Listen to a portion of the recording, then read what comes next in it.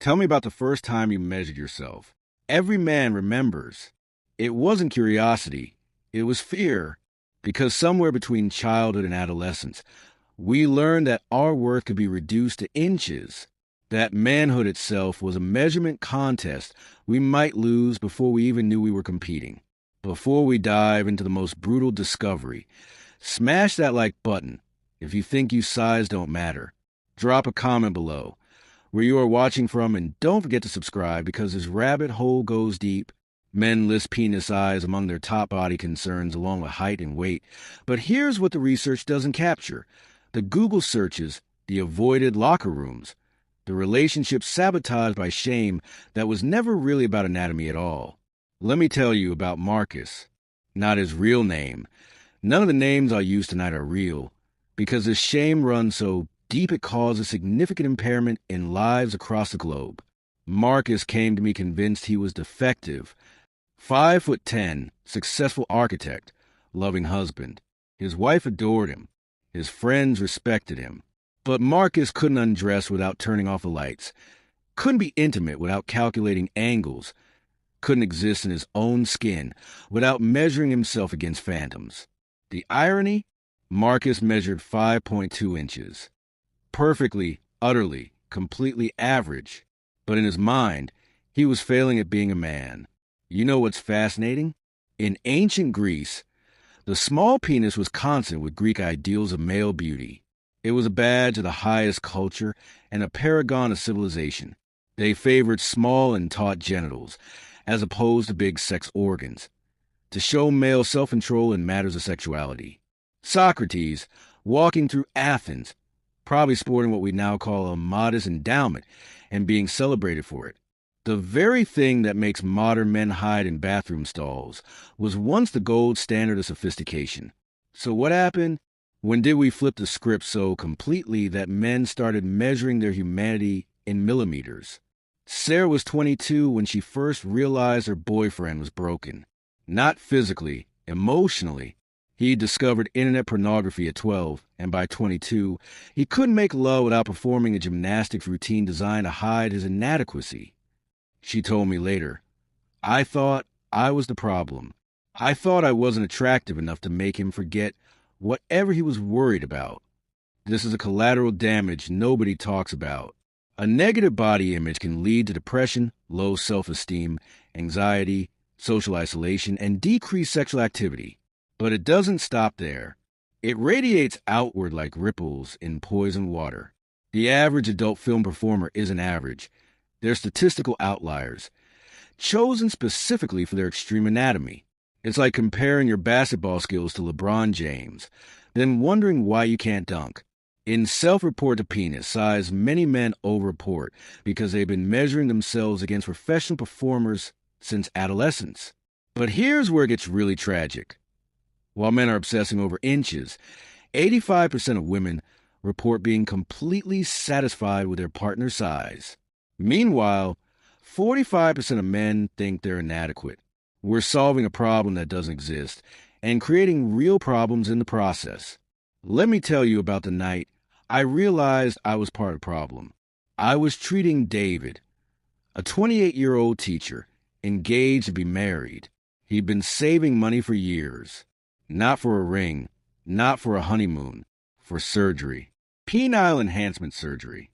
$8,000 to add maybe an inch to something that was already perfectly functional. His fiancée didn't know. She thought he was saving for their future. He was, in a way, he was trying to save his ability to believe he deserved that future. Men with body dysmorphic disorder showed the greatest discrepancy between perceived size and their ideal size. But here's what the research doesn't capture: the human cost of that discrepancy. The relationships ended before they began. The intimacy avoided. The joy postponed indefinitely. The night before David's surgery, his fiancée called me. She'd found the pamphlets. She was devastated, not by his size, but by his secrecy, by the realization that the man she loved had been living in a prison of shame she didn't even know existed. They called off the wedding.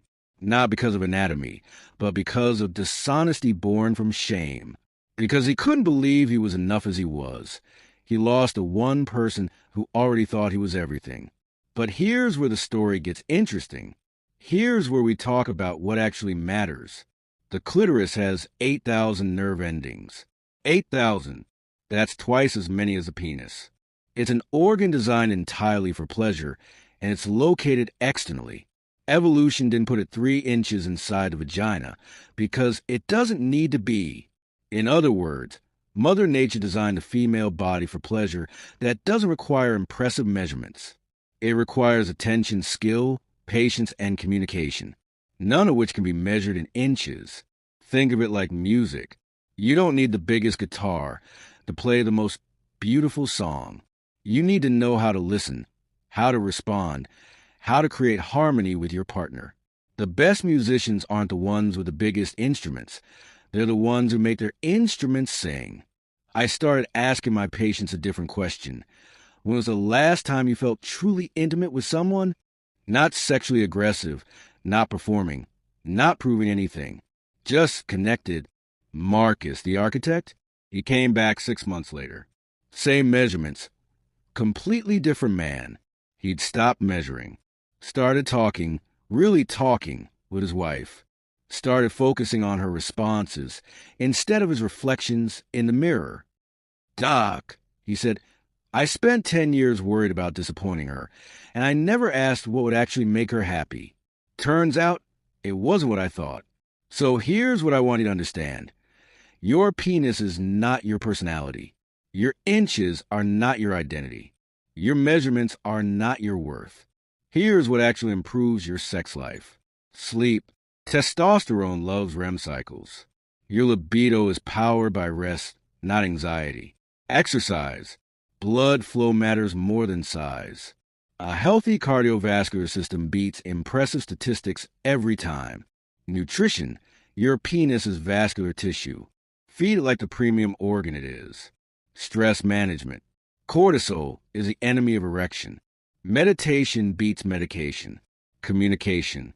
The sexiest thing you can say isn't dirty talk. It's what you like. For many men, the size and appearance of their penis are intimately tied to their self-confidence and perceived sexual adequacy. But confidence isn't built on measurements.